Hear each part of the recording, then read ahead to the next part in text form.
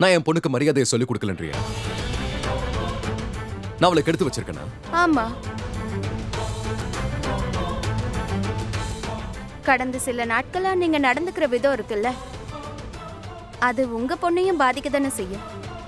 அதுதான் இப்ப தெளிவா தெரியுது. நீயும் அப்படியே பசங்க கிட்ட எப்படி பேசணும்னு கத்துக்கோ, சரியா?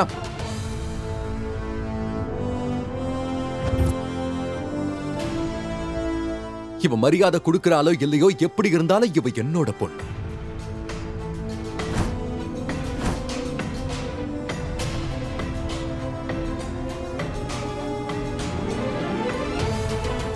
உனக்கு இதுக்கு என்ன சம்பந்தம்? இவளுக்கு மரியாதையை சொல்லிக் கொடுத்து வளர்ப்பா, சொல்லிக் கொடுக்காம வளர்ப்பேன். கொல்லக்காரி ஆக்குவ, டாக்டர் ஆக்குவேன். இதுக்கு நடுவுல வரதுக்கு முதல்ல நீ யாரு? உனக்கு அவன் மேல எந்த உரிமையும் இல்ல. என்ன பேசுறீங்க நீங்க? எனக்கு அவ மேல உரிமை இருக்கு. ஏன்னா நான் அவளோட அம்மா.